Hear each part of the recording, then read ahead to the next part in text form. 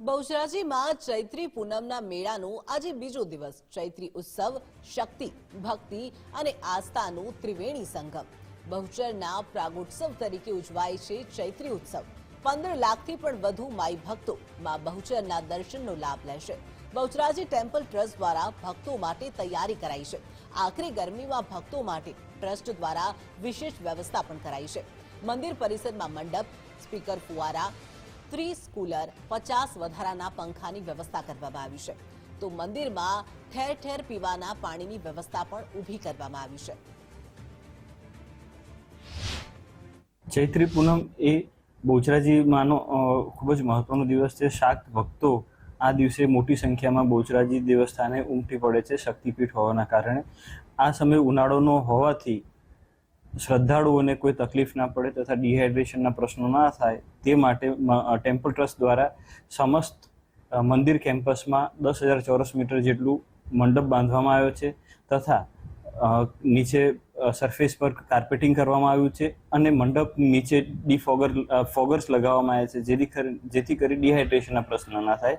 20 અલગ અલગ જગ્યાએ કુલર, પીવાના પાણી માટે કુલરની વ્યવસ્થા કરવામાં આવી છે જેથી કરીને પૂરતા પ્રમાણમાં પીવાના પાણી મળી રહે। આજ મુદ્દે સંવાદદાતા મુકેશ જોશી આપણી સાથે જોડાઈ ગયા છે। મુકેશ, ચૈત્રી પૂનમના મેળાનો બીજો દિવસ છે। બહુચરાજી ખાતે કેવા પ્રકારનો માહોલ છે? ભક્તો માટે કેવા પ્રકારની વ્યવસ્થા?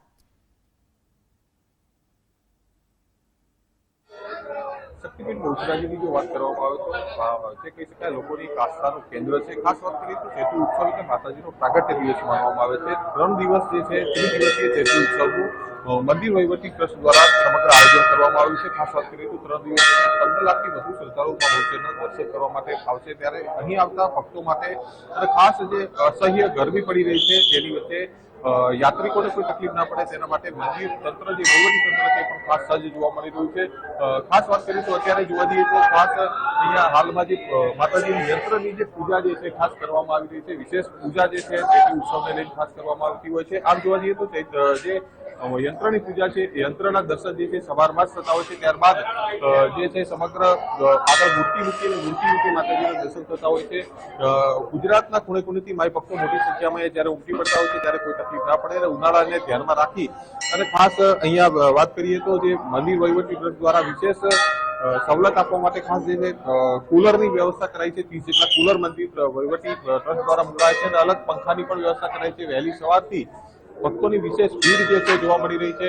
કોઈ ધજા લઈને સંઘ મારફતે ધજા પતાકા લઈ અને ખાસ મંદિર પરિસરમાં અહીંયા આવી રહ્યા છે અને મા બહુચરના પાવનકારી દર્શન કરતા હોય છે। ખાસ વાત કરીએ તો ચૈત્રી ઉત્સવની અંદર વિવિધ ધાર્મિક કાર્યક્રમોનું પણ ખાસ આયોજન કરવામાં આવ્યું છે। અહીંયા 15 લાખથી વધુ માઈ ભક્તો જ્યારે દર્શન કરવા માટે આવતા હોય છે ત્યારે એમને કોઈ અગવડ કે તકલીફ ના પડે એ પ્રકારની વ્યવસ્થા જે છે ખાસ કરવામાં આવી છે। 3 દિવસ દરમિયાન વિવિધ ધાર્મિક કાર્યક્રમો યોજાવાના છે। સાથે સાથે વાત કરીએ તો જે લોક ડાયરો જે છે, ભાતીગળ મેળો જે છે પણ ખાસ થશે અને જે મનોરંજનના ઉપકરણો એટલે કે ચકડી ચકડો પ્રકારના જે સાધનો છે એ પણ ખાસ અહીંયા વ્યવસ્થા કરવામાં આવી છે। ગુજરાતના ખૂણે ખૂણેથી મા બહુચરના પાવનકારી દર્શન માટે ભક્તો જે છે ગુજરાતના ખૂણે ખૂણેથી મા બહુચરના પાવનકારી દર્શનનો લાભ જે ખાસ લેશે।